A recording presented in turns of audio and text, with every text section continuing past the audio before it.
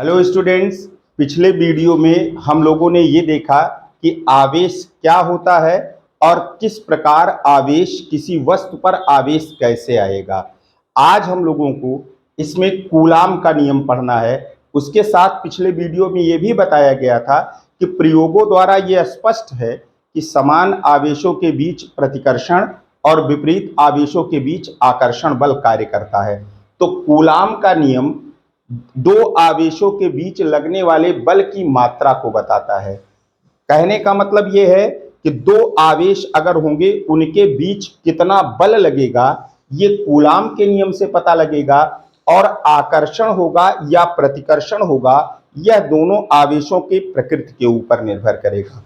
तो कूलाम का नियम है दो बिंदु आवेशों के बीच लगने वाला आकर्षण अथवा प्रतिकर्षण बल दोनों आवेशों के गुणनफल के समानुपाती और उनके बीच की दूरी के वर्ग के व्युत्क्रमानुपाती होता है। यानी दो बिंदु आवेशों के बीच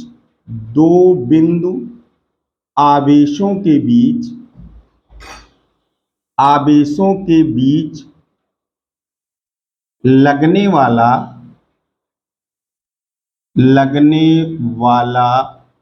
आकर्षण अथवा प्रतिकर्षण बल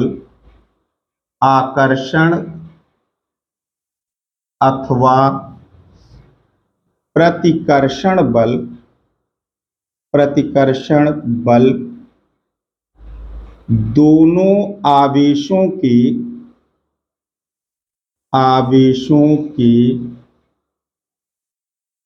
गुणनफल के समानुपाती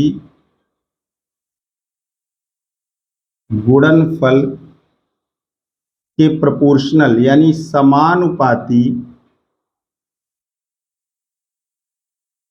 समानुपाती तथा दोनों आवेशों के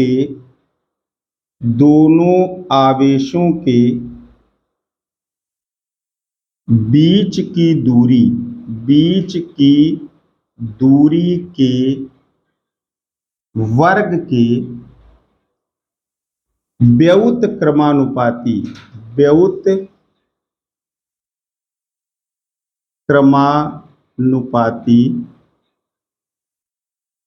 होता है। ये कूलाम का नियम है। यानी दो आवेशों के बीच लगने वाला बल दोनों आवेशों के गुणनफल के समानुपाती और उनके बीच की दूरी के वर्ग के व्युत्क्रमानुपाती होता है। आप लोगों ने 11th में ग्रेविटेशनल फोर्स यानी गुरुत्वाकर्षण बल के बारे में पढ़ा होगा, जिसमें कि दो पिंडों के बीच लगने वाला आकर्षण बल बताया जाता है।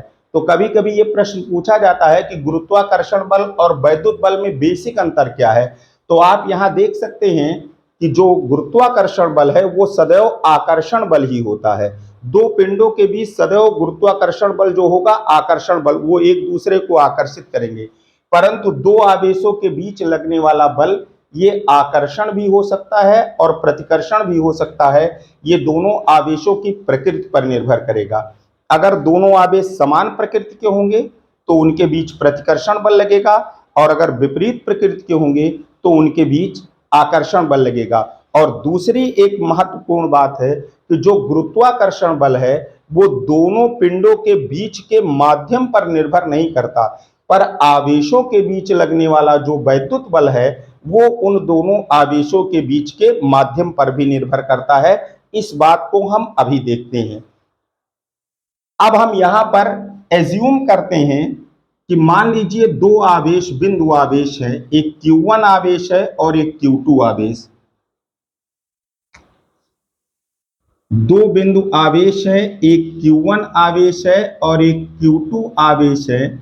ये एक दूसरे से स्मॉल r दूरी पर रखे हुए हैं।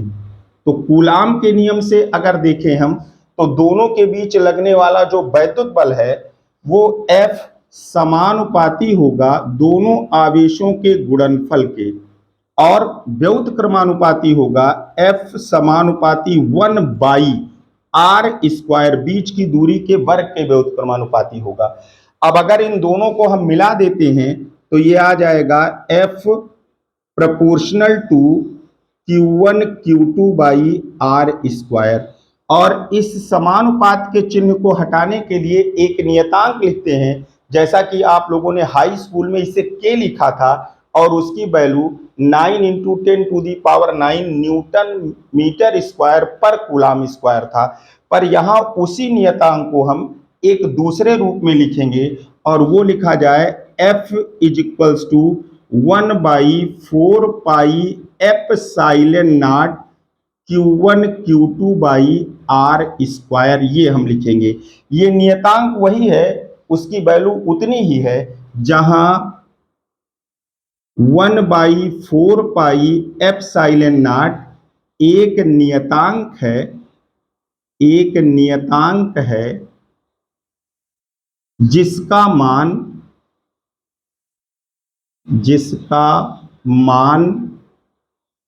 9 इंटू 10⁹ न्यूटन मीटर स्क्वायर प्रति कूलाम स्क्वायर होता है, प्रति कूलाम स्क्वायर होता है। ये 1/4 एप्सिलॉन नॉट, ये जो कांस्टेंट जो आपने के लिखा था वो वही है, लेकिन इसको इस रूप में लिखा गया है। एप्सिलॉन नॉट को निर्वात की वैद्युतशीलता कहते हैं। एप्सिलॉन नॉट को एप्सिलॉन नॉट को निर्वात की वैद्युतशीलता कहते हैं, वैद्युतशीलता कहते हैं। इसका मान 8.85 इंटू 10⁻⁻12 कूलाम स्क्वायर प्रति न्यूटन और मीटर स्क्वायर होता है। इसका मात्रक 8.85 इंटू 10⁻⁻12 कूलाम स्क्वायर प्रति न्यूटन मीटर स्क्वायर होता है। तो इस प्रकार हम दो आवेशों के बीच लगने वाले आवेश के बीच बल निकाल सकते हैं। लेकिन ये कूलाम का नियम तब था जब ये निर्वात हो अथवा वायु, निर्वात अथवा वायु हो। निर्वात अथवा वायु दोनों के लिए जो परावैद्युतांक है वो एक माना गया है, जबकि निर्वात अथवा वायु, ये हम लिख रहे हैं, निर्वात के लिए अगर निर्वात है तो परावैद्युतांक 1 होगा, पर वायु है तो परावैद्युतांक 1 से थोड़ा सा ज्यादा होता है। पर दोनों का अंतर इतना कम है कि आपके स्तर पर निर्वात और वायु के लिए परावैद्युतांक 1 ही माना गया है। अब अगर इसके अलावा कोई दूसरा माध्यम अगर रखा जाए, दोनों आवेशों के बीच कोई ऐसा माध्यम रख दिया जाए जिसका परावैद्युतांक के हो। मान लीजिए कि एक आवेश ये है, एक आवेश ये है, दूसरा आवेश ये है, ये Q1 है और ये Q2 है, और बीच में जो माध्यम है, यहाँ पर जो माध्यम इसके बीच में है, इसका परावैद्युतांक अगर K हो और ये दूरी इतनी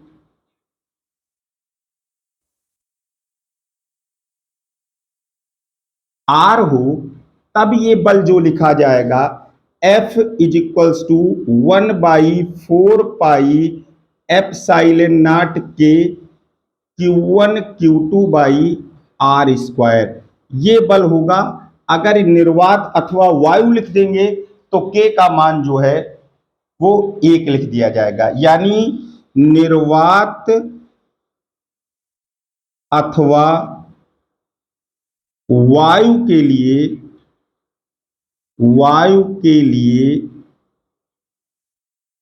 K का मान 1 तथा धातुओं के लिए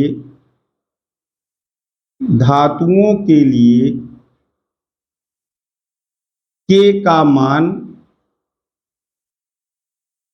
अनंत होता है, इन्फिनिटी होता है।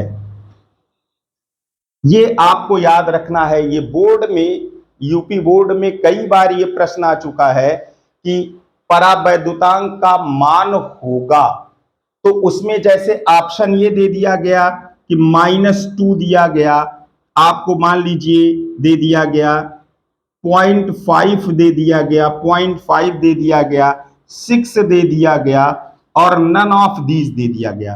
तो आप ये समझ रहे हैं कि इसमें से कोई नहीं, इसमें से कोई नहीं। अगर इस तरीके से इसमें से कोई नहीं, अगर इस तरीके का प्रश्न आएगा कि परावैद्युतांक का मान होगा, तो आप जान रहे हैं कि 1 से कम नहीं होगा, तो माइनस नहीं होगा और 0.5 नहीं होगा, और कोई भी अन्य पदार्थ होगा तो उसके लिए k का मान 1 और अनंत के बीच में होता है। तो आंसर क्या हो जाएगा? ये 6 होगा कि नहीं होगा? यानी 1 से कम नहीं होगा, तो 1 से कम नहीं होगा तो ये 0.5 यानी आधा है, 1 से कम हो गया, और ये माइनस में है तो ये नहीं होगा। तो इस प्रकार हम उस चारों ऑप्शन से अनुमान लगा सकते हैं। तो इसमें हम एक बात ये और बढ़ा सकते हैं, अन्य पदार्थों के लिए, अन्य पदार्थों के लिए, अन्य पदार्थों के लिए, पदार्थों के लिए k का मान, k का मान 1 और अनंत के बीच होता है, बीच होता है। दूसरा एक प्रश्न तो इस तरीके से आता है कि परावैद्युतांक का मान पूछ लेंगे, तो आपको जो जानकारी आपके पास है कि 1 से कम नहीं हो सकता और अनंत तक हो सकता है, धातुओं के लिए अनंत है, तो जो बीच में टर्म आएगा, जो बीच का मान होगा, वो आपको उसका आंसर लिखना है। दूसरा प्रश्न ऐसा आता है कि कहा जाता है 2 आवेश रखे हैं, उनके बीच इतना बल लग रहा है। अगर कोई बल का मान दे दिया गया और कहा गया उनके बीच एक परावैद्युत पदार्थ रख दिया गया जिसका परावैद्युतांक भी दिया गया, तो पूछेंगे बल क्या हो जाएगा। तो आप देखें यहां पर, अगर 2 आवेश वायु में रखे हों, ये बहुत ही इंपॉर्टेंट है, ये बोर्ड के पॉइंट ऑफ व्यू से बहुत इंपॉर्टेंट है।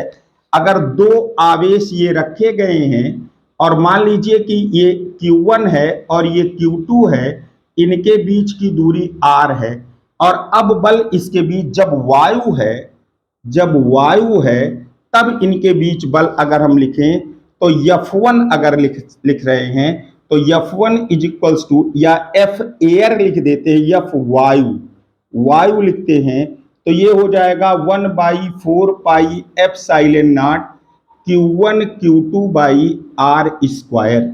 ये लिखेंगे, एक ये लिख दीजिए। अब मान लीजिए कि इन्हीं दोनों आवेश के बीच सब कुछ वही है, आवेश का मान उतना ही है, ये Q1 है और ये Q2 है, इनके बीच की दूरी R है, परंतु अब इनके बीच में एक माध्यम ये भर दिया गया, एक माध्यम रख दिया गया जिसका परावैद्युतांक k है। अब इस माध्यम में F जो माध्यम में होगा, माध्यम में ये देखें आप यहां पर 1/4 पाई एप्सिलॉन नॉट k होगा और Q1 Q2 by R square होगा। ये दूसरा इक्वेशन होगा। आप ये बात समझ सकते हैं कि जब k का मान 1 से कम नहीं हो सकता, ज्यादा होगा, तो माध्यम रखने पर जो बल होगा वो क्या होगा? घट जाएगा कि नहीं घट जाएगा? क्योंकि ये कुछ भी अगर होगा, अगर ये 2 हो गया तो बल आधा हो जाएगा, 5 हो गया तो बल 1/5 हो जाएगा। अगर इन दोनों को आप डिवाइड कर देते हैं तो आप ये देख सकते हैं कि F वायु और बाई F माध्यम लिख दें, अगर F माध्यम लिख देते हैं तो ये कितना आ जाएगा? अगर इसको डिवाइड करें तो ये क्या हो जाएगा? सीधा सीधा न्यूमरेटर में k आ जाएगा कि नहीं आएगा? ये पूरा का पूरा टर्म कट जाएगा, ये 1/1 बचेगा, 1/k बचेगा, तो k ऊपर चला जाएगा। अब ये आप लिख सकते हैं F माध्यम लिख सकते हैं, बराबर क्या होगा? F वायु और बटे k।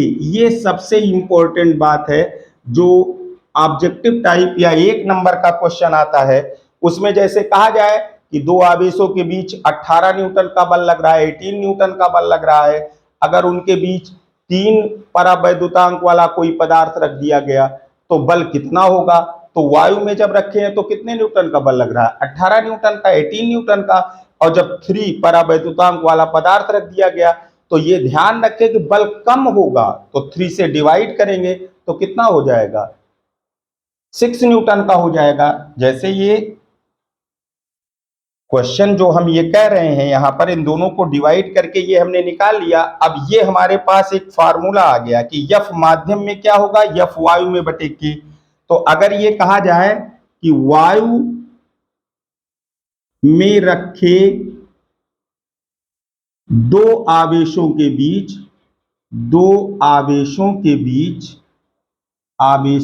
बीच बल 18 न्यूटन है, यदि दोनों आवेशों के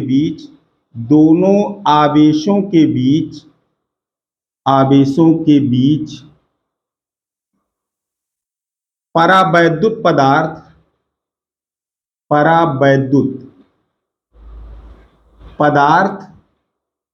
परावैद्युतांक जिसका परावैद्युतांक अगर कह दे 3 है, 3 रख दिया जाता है तब नया बल क्या होगा। तो ये मौखिक क्वेश्चन हो जाएगा। अगर नहीं जानते हैं तो फिर इतना कैलकुलेट करना पड़ेगा कि वायु में रखने पर उनके बीच कितना बल लग रहा है, 18 का, और जो माध्यम रखा गया वो 3 रखा गया, तो माध्यम के में रखने पर बल क्या होगा, F माध्यम जो होगा ये होगा 18/3 होगा, बराबर ये 6 न्यूटन का बल लगेगा। तो इस तरीके से ये छोटे क्वेश्चन 2 आ सकते हैं कूलाम के नियम पर। अब हम लोग कूलाम के नियम का अगले वीडियो में हम लोग कूलाम के नियम का वेक्टर रूप पढ़ेंगे। Thank you for watching the video.